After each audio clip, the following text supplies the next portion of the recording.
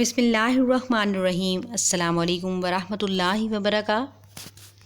پیارے بچوں، آج آپ کے اسلامیات کے کام میں ہم موضوعاتی مطالعہ نمبر 1 قرآن مجید، اس کا سوال نمبر 1 لکھنا، پڑھنا اور امتحانی نقطہ نظر سے حل کرنا سیکھیں گے۔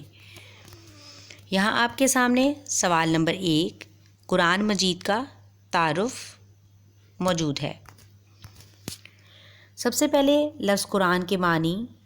قرآن قراتن کے لفظ سے بنا ہے۔ قراتن کے معنی پڑھنے کے ہیں۔ قرآن مجید کو قرآن اس لیے کہا جاتا ہے کہ اس کو بہت زیادہ اور بار بار پڑھا جاتا ہے، یعنی قرآن پاک سب سے زیادہ پڑھی جانے والی کتاب، بار بار پڑھی جانے والی کتاب اور جمع کی ہوئی کتاب ہے۔ قرآن پاک کے نام، قرآن کریم کے بہت سے نام ہیں جن کا ذکر قرآن میں ہی موجود ہے، جیسے الکتاب، الذکر، الفرقان، التنزیل۔ الہامی کتاب۔ قرآن مجید اللہ تعالیٰ کی آخری الہامی کتاب ہے۔ قرآن کریم اللہ تعالیٰ نے حضرت جبرائیل علیہ السلام کے ذریعے حضور اکرم صلی اللہ علیہ وآلہ وسلم پر ضرورت کے مطابق تھوڑا تھوڑا تقریباً 23 سال کے عرصے میں نازل کیا۔ رہنمائی و کامیابی کا ذریعہ۔ حضرت محمد صلی اللہ علیہ وآلہ وسلم اللہ تعالیٰ کے آخری نبی ہیں۔ آپ کے بعد کوئی نیا نبی نہیں آئے گا۔ اس طرح قرآن کریم بھی اللہ تعالیٰ کی آخری کتاب ہے۔ اس کے بعد کوئی کتاب نہیں نازل کی جائے گی۔ اس لیے قرآن کریم تمام انسانوں کے لیے رہنمائی اور کامیابی کا ذریعہ ہے۔ مہیمن کہنے کا مطلب، مہیمن کے معنی محافظ اور نگہبان کے ہیں۔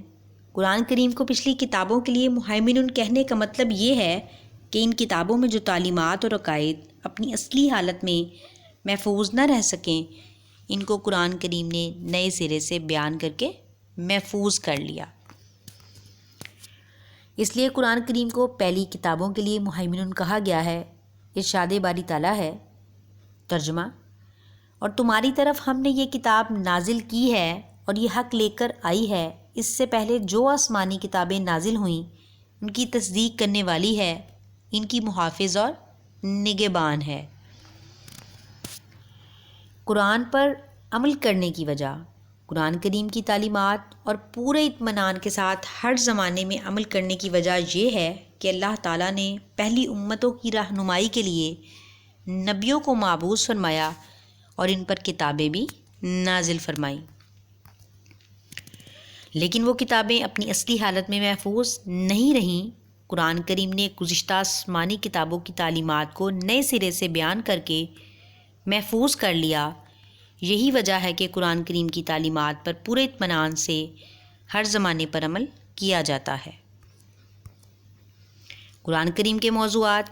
قرآن کریم کے بہت سے موضوعات ہیں جن کا ذکر درج ذیل ہے، جیسے عقیدہ توحید، عقیدہ رسالت، عقیدہ آخرت، انسانی زندگی کی حقیقت، انسانی حقوق و فرائض، خیر اور شر، حلال حرام کی تعلیمات، اخلاقی تعلیمات، سیاسی امور کی تعلیمات، معاشی اور معاشرتی تعلیمات۔ قرآن کریم کا یہاں بیٹا مختصر خاکہ دیکھیے۔ قرآن کریم کے 30 پارے ہیں۔ قرآن کریم کی 114 سورتیں ہیں۔ قرآن کریم میں 540 رکوع ہیں۔ ایک قول کے مطابق 6236 آیات ہیں اور ایک قول کے مطابق 6666 آیات۔ قرآن کریم کے 14 سجدے ہیں اور قرآن کریم میں 7 منزلیں ہیں۔ بیٹا یہاں پر آپ کا جو موضوعاتی مطالعہ نمبر 1 قرآن مجید ہے، اس کا سوال نمبر 1 میں نے آپ کو اہم نکات کے ساتھ پڑھنا، لکھنا اور پرچے میں حل کرنا سکھایا ہے۔ آپ اس کو یاد کریں گے۔ اس کی معلومات آپ اپنی پی ٹی بی کی بھی کتاب سے دیکھیں گے اور اس کے علاوہ جو سولوشن بکس آپ کے پاس ہیں، آپ وہاں سے بھی اس کو دیکھیں گے اور اس پرچے کو آپ حل کریں گے۔ اس کے ساتھ ساتھ جو آپ کے اس ہفتے کے شیڈیول میں آپ کا ناظرہ کا کام ہے، اس آپ اپنے ناظرہ کے کام کو بھی یاد کریں گے۔